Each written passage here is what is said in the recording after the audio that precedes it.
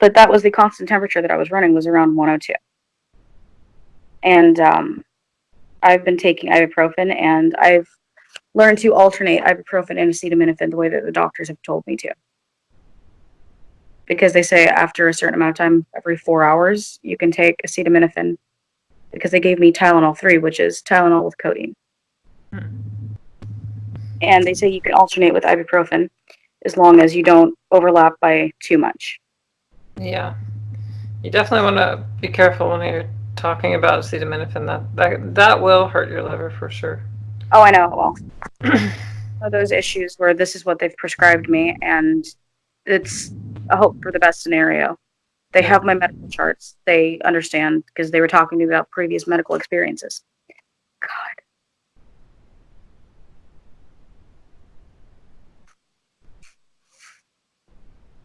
What are you doing?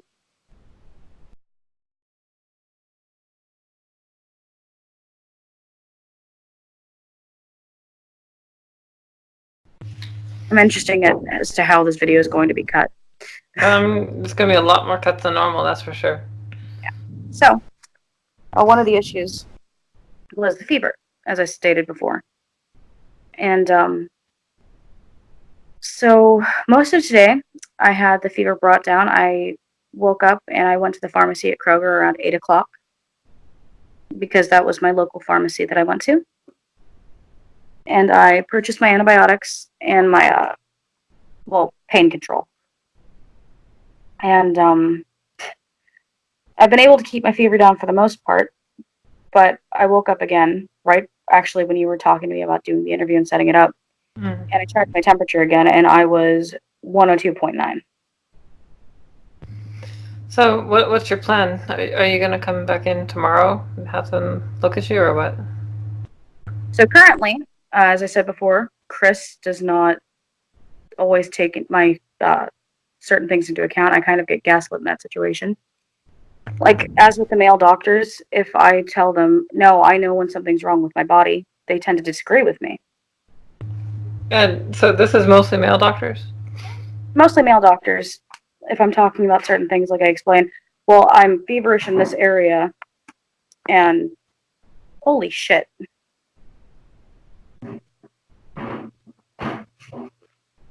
If I'm feverish in this area and they say, oh, well, that's to be expected. And I'm like, well, if you said there's no infection there, it doesn't make a lot of sense. At this point, you just gotta wonder if you're just gonna put a shotgun in your mouth and paint the walls.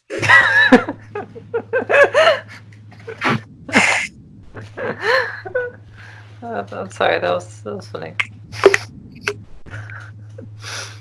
I love your humor. He's got the best humor. Very dry right now. Should be good. Remember where I was. Alright, give me a second. The gaslighting. Yeah, the gaslighting. So with male doctors, a lot of times I tell them, hey, this issue that I'm having, and I've even heard them say, well, I don't know about that, and then change the subject. And for instance, I had 2 consultations going at the same time. And one of the male nurses came in. He was very, very sweet. He was very peppy. Almost like the John Mulaney description of the Batman one. I am too blessed to be stressed. It was very interesting. But he had a great attitude. So he said, well, have they come in and told you about anything yet or what they're planning on doing? And I said, no, they haven't. The last person who was in this room was you. And he said, oh, okay, well, you have 2 consultations going, so I want to make sure they're not contradicting each other. Let me go talk to both of them. And he reviewed the plans. He came in and told me. And at one point he said, well, okay, so we're probably going to be looking at putting you on something called Bactrim. I said, I'm familiar with Bactrim. I've taken Bactrim before. And it's an antibiotic. Mm-hmm. And at one point, Chris threw out the night. And when I said to the gynecologist who came in, I said, so are we thinking Bactrim? She said, well, we were thinking clindamycin because you've had good response to clindamycin. I said, okay. And when I was talking to Dad on the phone, I told him Bactrim, and Chris said, nobody in this room said Bactrim but you. I said, no, he had. And he said, listen, he gets very aggressive when he's correcting me because he believes that I'm not correct, especially when it comes to things medical. Yeah. So he said, no, as you were told before by the gentleman that was in here, it was going to be clindamycin. And I said, no, he said Bactrim. And it's one of those things where it's a case of, wow, you're going to believe your own ears over me. So he said, I was listening. I said, and as was I. I'm hyper aware of everything that's going on right now because I'm terrified. But a lot of times, I'll even have to tell him to stop talking to the doctor instead of me because I'm trying to ask questions. And he's saying, oh, no, that makes perfect sense. And I'm like, okay, well, I want to understand what's going on with my diagnosis. And it's almost as if he's speaking for me. Or at times, if I'm trying to ask certain doctors, a lot of times I feel that male doctors are not as receptive. She was walking out for a second. They're not as receptive, and there's almost, it's like a logic to emotion barrier, I find. And a lot of times, fear does not play into any of the effect there. So I guess they assume a lot of people in the emergency circumstance are afraid. But there's almost a lack of empathy there, especially when it comes to certain issues. And it was almost interesting because I said to one of the male nurses who was coming into the room, I said, okay, but you have to take into consideration, and this goes for you as well, Chris, if it was something like this about this size growing on male genitalia, you would be more afraid. Especially Yeah. knowing they would have to cut open and inject things into an already painful swelling. Yeah, imagine that it's on your perineum, right? You would probably want to take some action, but you want to be very delicate with Well, even that. on the perineum, that's the case of perirectal abscess, which is also very dangerous. When it comes to down there, these are things that it doesn't matter how big the abscess or swelling is. If it's perirectal, it's one of those things that when it's down there because bacteria is like a super highway. Because of the connective area, bacteria travels up constantly. So you have to be very careful. And it's in the same case when it comes to the lower area because this was on the outer part of the labia. It was on the lower side. So this is one of those things where it was also towards the groin area when it was swelling outward. So it's one of those issues to where a lot of irritation, chafing can happen, a lot of sweat, things like that throughout the day. So it's one of those that really had to be looked into. Now, you'd mentioned before before we started recording that this is caused from friction from wearing clothes. So in this case, it was not a Bartholin cyst. This was actually a hair follicle, and it was basically the situation that I was in for my work uniform. I was wearing uh, it was kind of like a tighter, skinny jean type fabric that trapped in a lot of moisture. It was causing issue, but it would rub against certain areas, especially with my thighs chafing as well, and it was causing a lot of issue for me the day before Christmas. Well, I have had problems with that in the past, and I said, okay, what I can try to do is see if it's going to get any worse. And within the first 2 hours, it doubled in size. Oh well. So it went from about this big, which would be about an inch, to about 2 inches. So it was definitely disconcerting. So is this part of, like you said, this is part of your uniform? Is this issued to you, or is this No, something that? no, it was a thing of dark pants. It Okay. was so I was wearing something that I was given to me by our sister Elsa, for instance. And hopefully you're not gonna wear this as a uniform anymore, right? Of course not. So Okay. Wear something loose like slacks, I would think. I mean, that's probably just safer. well, part of the issue not being understood and a lack of empathy. I was discussing it with Chris earlier, and I told him, well, due to the fact that I seem to have complications with this because they drained it, but it's still swollen. Like, it may still be just irritation in that area, but it's still swollen around to the same Yeah. area it down to before. So I said, okay, I just don't want it irritated. And since while I was there, they packed it with about this much, which was about 3 inches of gauze. Oh, wow, that sounds painful. Not as painful as the Bartholin cyst. The baseball-sized Bartholin cyst, they had to pack it with 15 feet of gauze.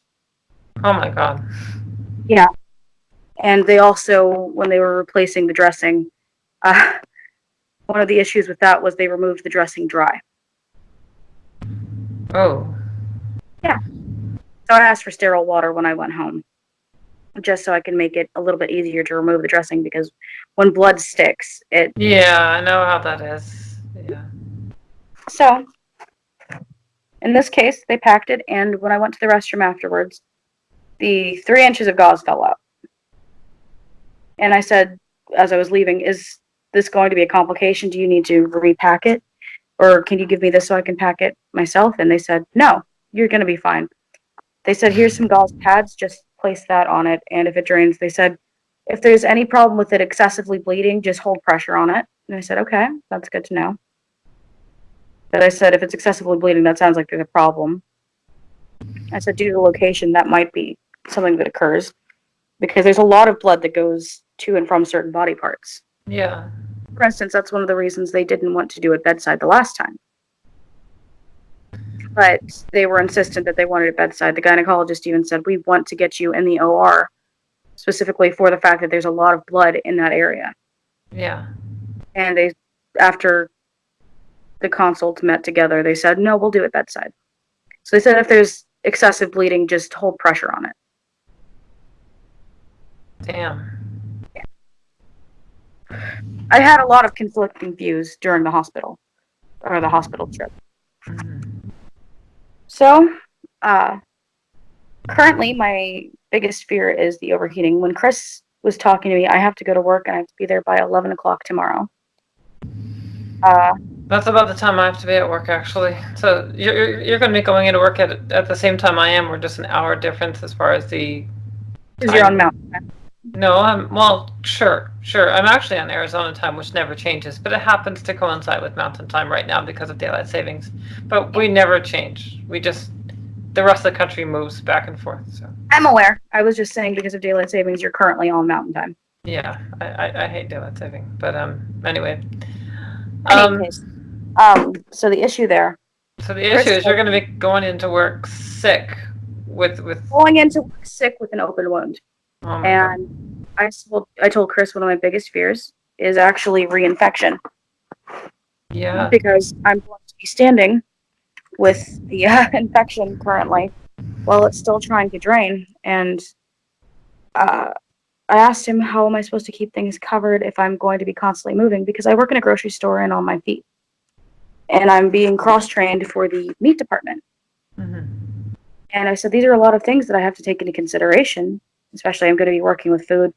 I want to make sure that I'm not feverish, and if I am, if there's another underlying cause, because I don't want it to be like a flu kind of thing if I'm working with food. So I said, I really want to get this checked out. And a lot of times, I've learned this with both my male doctors and also with Chris. I don't want to say that this is just a gender exclusive thing. A lot of this happens, but a lot of times women's opinions are not taken seriously when it comes to their body, when it comes to our intuition and knowing something's wrong with our body. Yeah. It's like a car. You know your car and you know how far you can actually go. Yeah. Well, when it comes to the body, it's the same thing. You know your body and you know when something's wrong.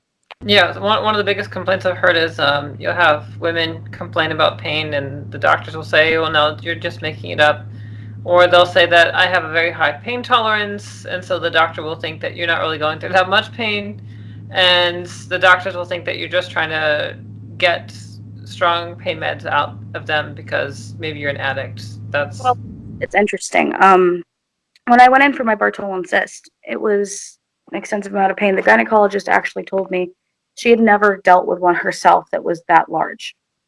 And she said that in a lot of the pain that she went through, most of the women who've actually had Bartholin cyst and had to deal with not only the excision of it, but the pain of it, they said that they've had long, long labors that they would rather go through again before having to deal with that amount of pain because of the nerve endings. Let me ask you, the size of the cyst, does that correlate with how long you've had it? Like, for example, the longer you wait, the bigger it gets, or how does that work? Generally, infection would spread and it would be larger due to infection. Or in case of Bartholin cyst, if it's not infected yet, there's fluid buildup. So It can escalate over time. So why did you take so long to go see the doctors as far as the baseball size one? The baseball-sized one, because there was a lot of issues online, I was looking into it. Most women said that you could actually treat it at home through taking sitz baths. And Okay, in but I this mean, case, like, I mean, I would think that most women would be like, okay, I'm just gonna go to the doctor. well, here's the issue.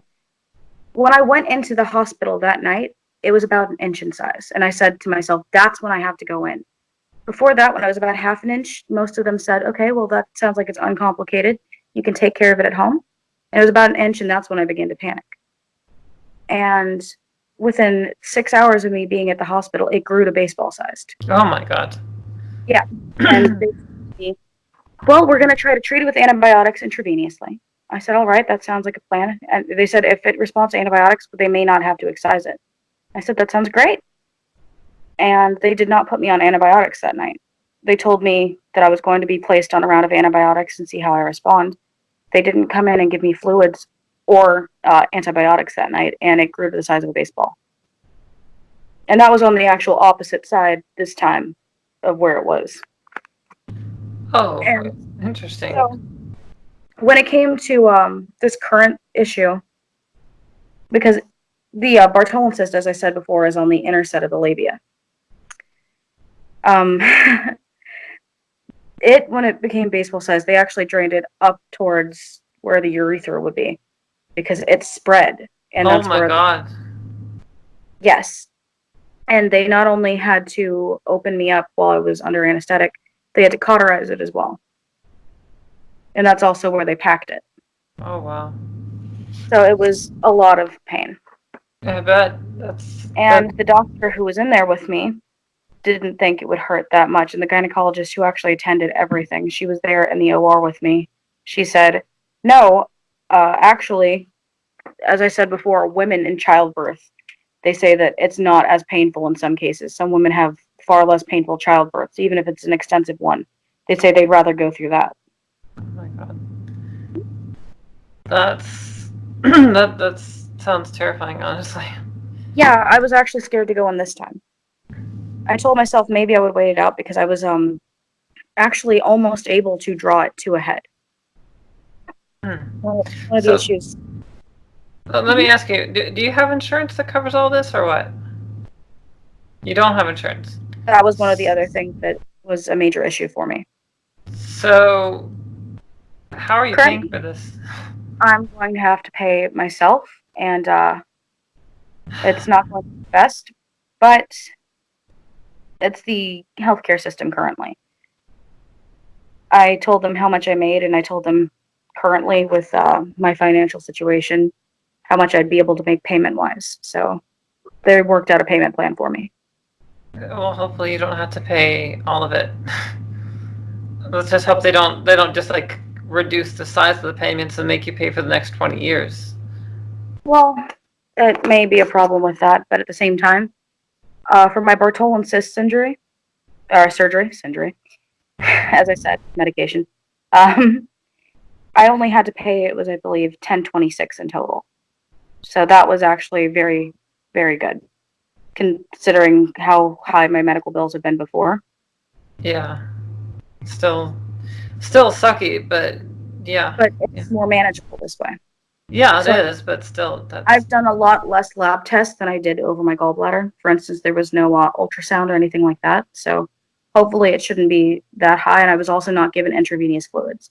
I also know to combat certain things if they're put on there if I was not given them. So I can actually argue and say, no, this is exactly how I was treated. And they did 3 vials of my blood for a panel test. So let's talk about some of the gaslighting that you've experienced. You mentioned before that you felt like gaslighted from some of the doctors and nurses, but you also said that that's a thing that you encounter with some of your partners. Like, Yes. okay, So a lot of times, how do I explain this? Male opinion seems to be heard louder than female opinion, especially when it comes to parts of our anatomy that differ. So, generally speaking, males that were born male tend to say, well, I don't think you realize, I've been through a lot of pain. I've been kicked in the groin, and that hurts. And that doubles over, or I double over in pain. Some males say, well, you have to realize we've also had this thing where people have said that being kicked in the balls still hurts more than the you're familiar with the pseudo contractions where they can set those up. No. Pseudo contractions. So Like, okay, for like labor, they put the electrodes on different parts of the body and they can simulate contractions. how do, what, is it just like they stimulate the nerves or what? Yes, the muscles contract. Oh, those muscles shouldn't be contracting. Can't that cause damage? So yes, and also no, they don't have it to the same extent that women would go through. Like certain things, they have a raised power, but they can only do so much. It's just to simulate, like if there's a lower amount, like how much it would hurt. A lot of women Yeah. do this these days, mainly for views on YouTube where they have their boyfriends see what it would be like to go through parts of childbirth. Not the actual experience of passing the child through, but the waves of contractions. And Yeah. a lot of times you have arguments. Some males say, no, being kicked in the groin still hurts worse. And then others say, no, this is the worst pain of my life. So it really differs. But you have a lot of males who tend to say, well, I think I understand the pain more. I even had one person when I was explaining my issues over the Bartholin cyst equate it to, well, you want to know what hurts. One time I was masturbating and I ripped the skin off of my penis. Whoa. Yeah. And I'm like, well, that's not the same ballpark. So we're talking like a self I assumed it was just, circumcision? I was assuming it was just like, as I refer to it as the anger jerk, like the guy sitting in a dark corner just, just aggression. That does sound painful. I don't care what gender you are. That's Yeah, got to be it does painful. sound painful, but it's not the same ballpark because every type of pain is different. In this case, most of the pain I experienced with the Bartholin cyst was either from the swelling itself, where the pain was coming, or the packing, because the packing and unpacking, Yeah, it's a pressure pain. yes. But over time, the pain went away. And with this, I'm still in excessive pain where the surgery was. I'm also in pain from the current swelling that there is. Yeah, I I've been bet. in contact with the on-call nurse, and I try to keep up with her and ask her if I have certain issues and what to look out for. Like, for instance, I'm having direct site pain from the incision area. And Yep. she said, well, that's expected. And I said, well, some of it, yes, but it's in immense pain more than it was before. You have a topical antibiotic on it, right? Yes. Okay, good. I've been taking care of it to the best of my ability. I've also been trying to take care of myself at home. Okay. And at the same time, it's because I was told, well, you've missed 2 days of work now. You can't afford to miss any more. Shit. Yep. That really sucks.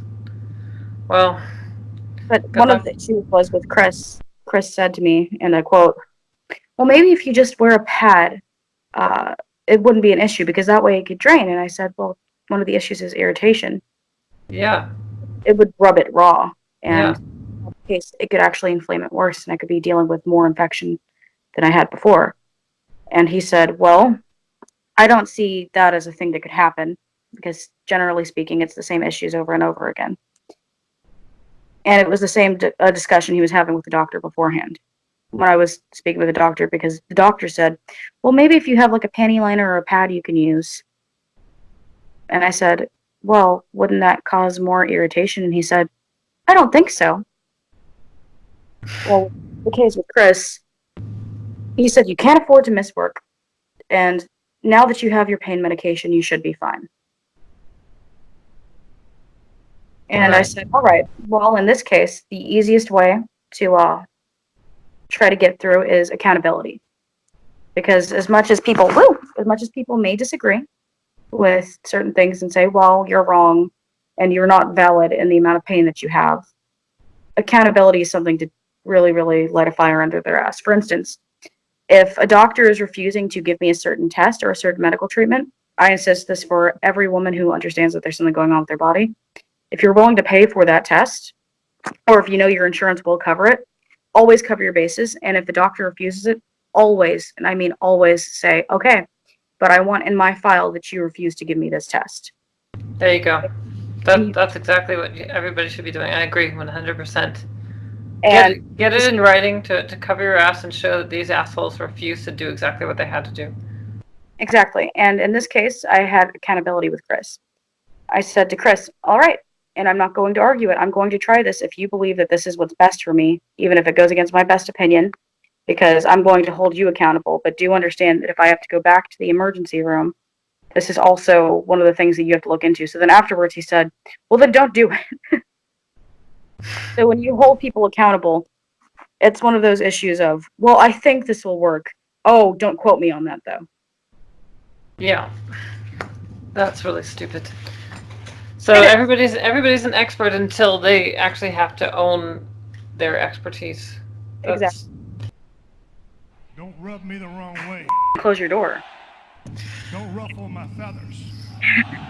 Um, Basically, long story not short, the I'm point. telling you not to piss me off. Oh my God.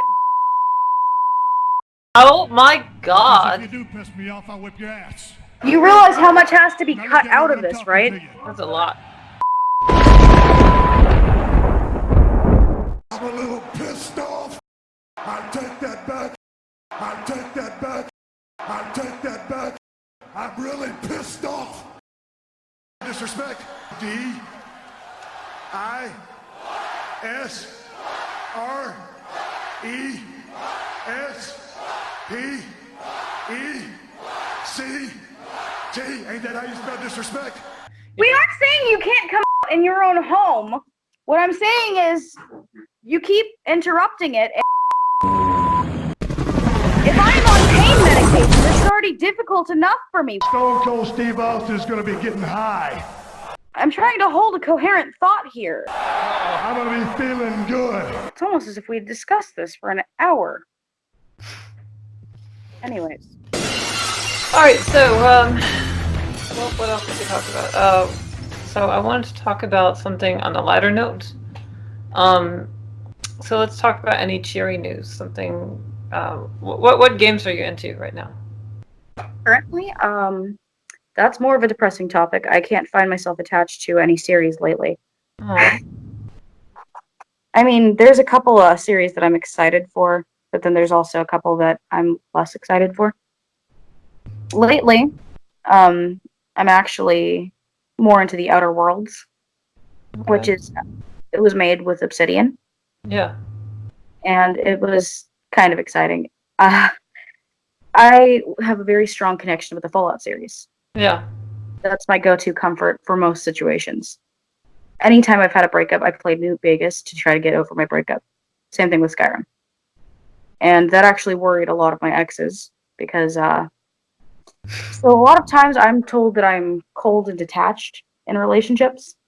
And certain people have studied my patterns. So if I'm in a relationship and I'm playing New Vegas, they're like, oh God, she's considering a breakup. Ah. Certain So exes have even told me, I don't want you playing these games while you're with me. so have you been playing those lately or what? No, Okay. but I like Outer Worlds. It has kind of the same feeling to me, but it's a little bit different. So First, is this the one that's like Alien? It's like Alien Fallout 3 or Alien Fallout New Vegas, right? sort of. I can agree to that. I think I remember seeing the trailer for that. I think so. This And isn't there's the some one. games that I was excited for that actually tend not to sit well for me. Hmm. Like I remember in 2017 I was discussing a game called We Happy Few. Yes, I've seen some playthroughs of that. That looks like such a fun game. It looked like fun and it seemed like it was fantastic. However, I have an issue with it. So my paranoia is chartable. It's I have an issue and I have this thing that I refer to as the fog that rolls in. before my paranoid episodes actually take place. Mhm. And that game sets off the fog. Oh, I've discussed this before, so I actually cannot play that game. so it's a trigger. Mhm. Interesting. Is it because it's too close to reality? It's like some of the things, some of the There's even movies that can trigger certain things for me. I so wouldn't say trigger as in like, oh, I am triggered by this. no, it's more like it triggers your paranoia because there are things about it like the gaslighting and the drugging and trying to control your perceptions. Yes, but Yes. there's also movies that aren't in the same equator that actually do the same thing. Like, there's that line there that, for instance, Eternal Sunshine of the Spotless Mind, one of my favorite movies, it causes issues for me. So again, this is kind of like mind control you're Yeah. talking about. It plays heavily into a psychological aspect of memory. Mm. And I've had issues before with my memory as well, where I had actually a problem last year.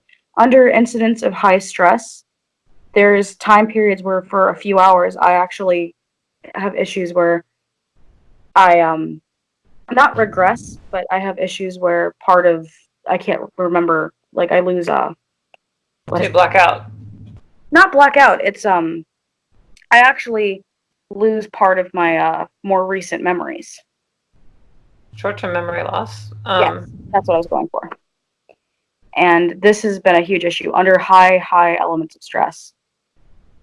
So what, you go on autopilot during that short period of time or what? It's not that I go on autopilot. I'm fully capable. I mean, I'm a little bit disoriented and it's a little bit of a fog, as I said before, but I lose sometimes even years of memory. Oh. Oh, wow.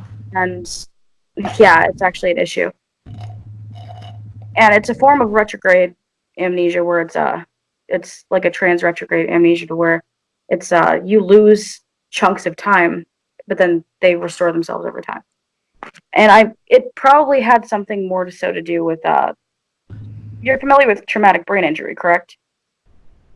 I mean, not as well versed as you would be, for sure. I've only heard about it. I don't know how it works. Well, I was concussed, and I had an issue where I was under direct stress from that because yet again, where I explained that I've had problems with gaslighting in situations like that. Some people lack the empathy to understand what people are going through. It's not their fault always because they have nothing to relate it to. So in this instance, when I was going through certain, I don't like being told in certain times where people don't understand what I'm going through that I'm wrong. And I was going through a lot of sorry, pain medications. I was disoriented through a lot of it. And I had problems communicating after my concussion to where I was a little bit loopy, a little bit out of it, and I had slower response time. Mm-hmm. So there were times where Chris could not understand, and he would say, "Hey, so are you going to tell me what you want to eat?" And I'm like, yeah, of course. And I was trying to think of something, and he would say, "Okay, well, I want you to make your mind up right now."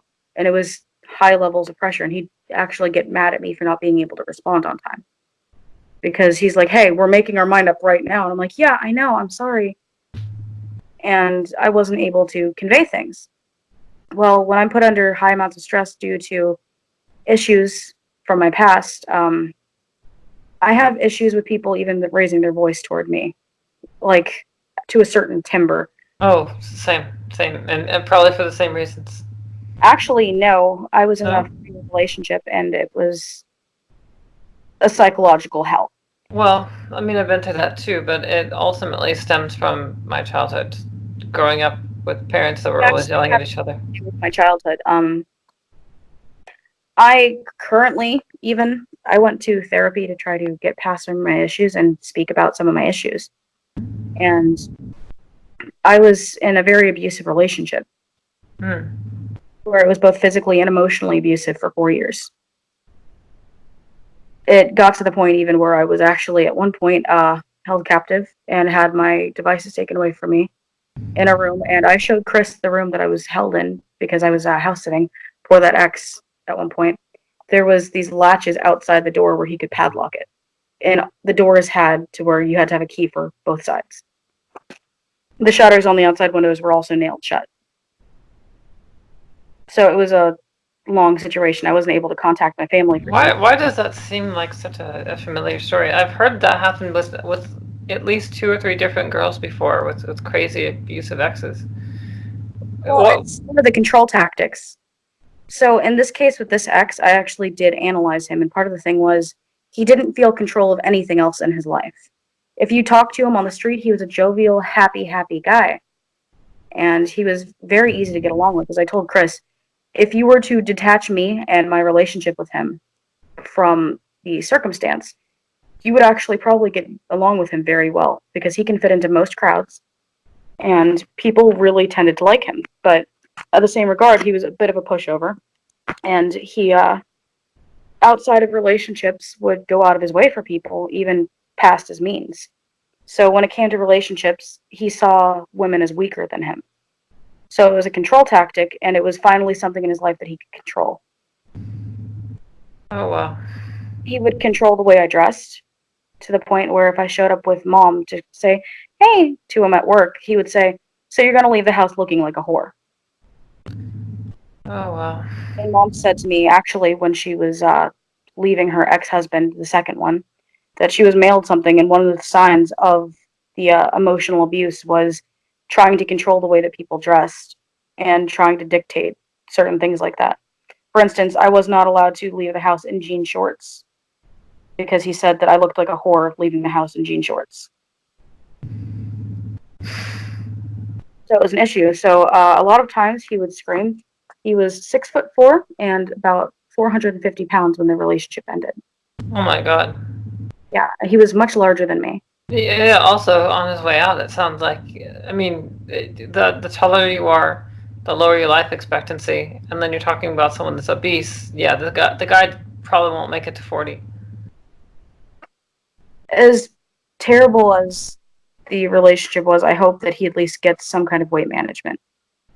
I want him to Well, get help for himself, not just I'm not a nice person, so I'm gonna say for his abusive personality, I hope he doesn't live to see 36.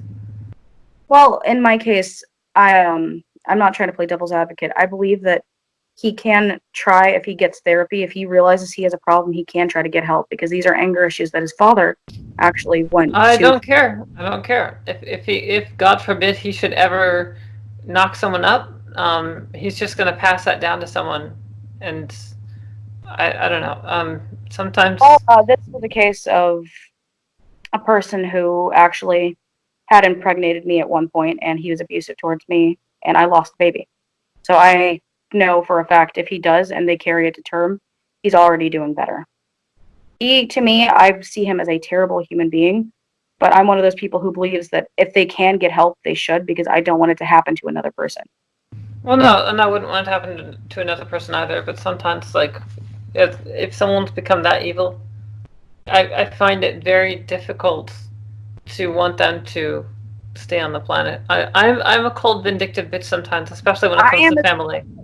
I also make effort to try to see things from other people's perspective. Like, for instance, my field of psychology that I wanted to go into, one of the reasons I actually felt comfortable with it, I like to justify people's actions and try to figure out what might cause different mindsets.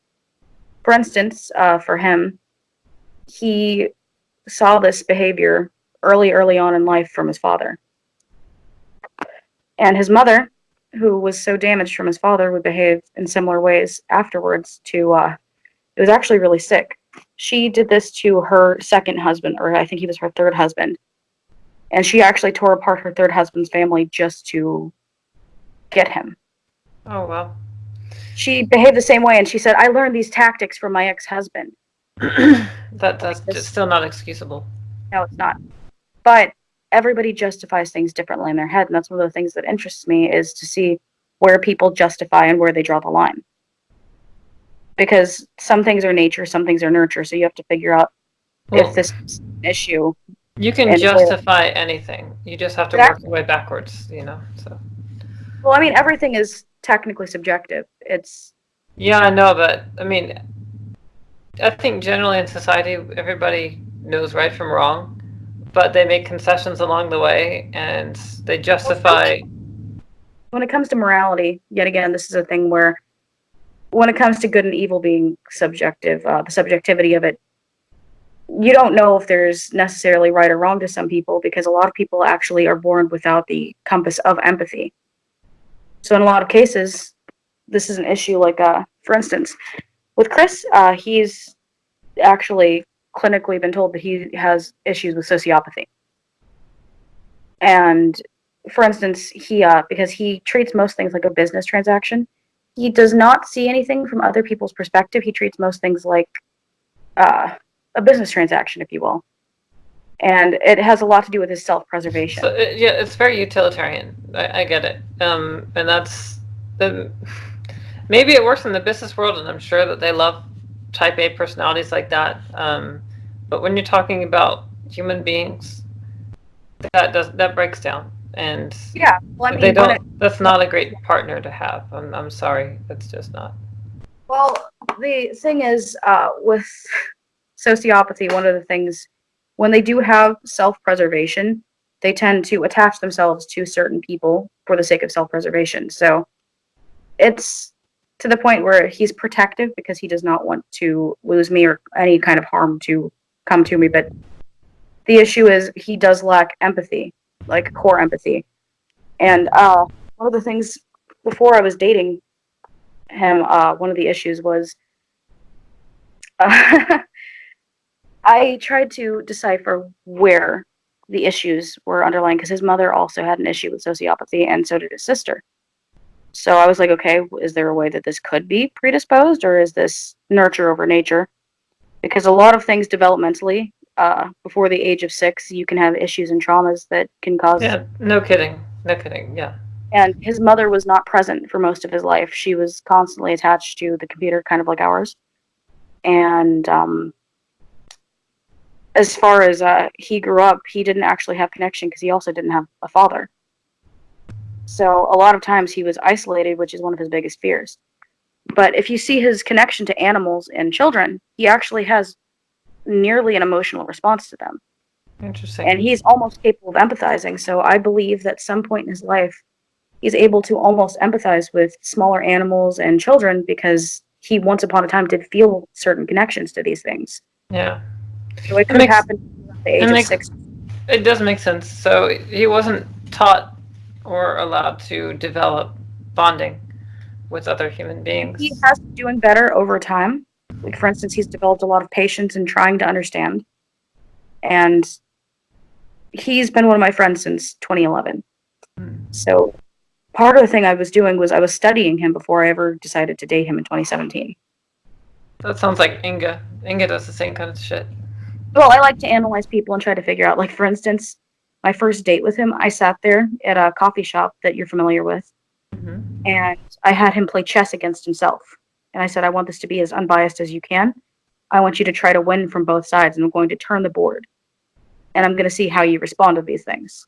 And he's Hmm. like, the reason you're taking notes? And I said, of course not.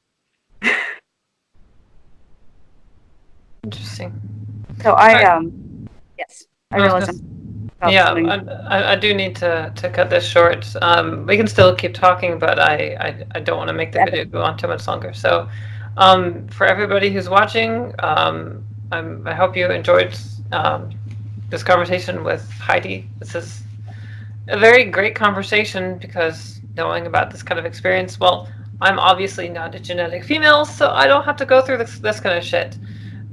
But you're not the first nor the last genetic female that has expressed these kinds of problems to me, especially from people in a position of authority and power, people that can actually do things, people you put your life in their hands, and they treat you like you don't know what the hell you're talking about, even if it's something that you've been through before. And Oh, that's yes. When you tell somebody that you're basically running on fumes, you know your body. Being told that you don't, it's disheartening. yeah. So it is very distressing knowing that you're if you go to the doctor and it's not a woman, there's a slim chance they're going to take any of what you say seriously. And you'll tell them I'm experiencing these symptoms and be like, well, no, you seem fine. You're good to go. Let's just give you some antibiotics and discharge you. And that doesn't solve the underlying problem, which you might actually know what the underlying problem is because, again, you've been through this before.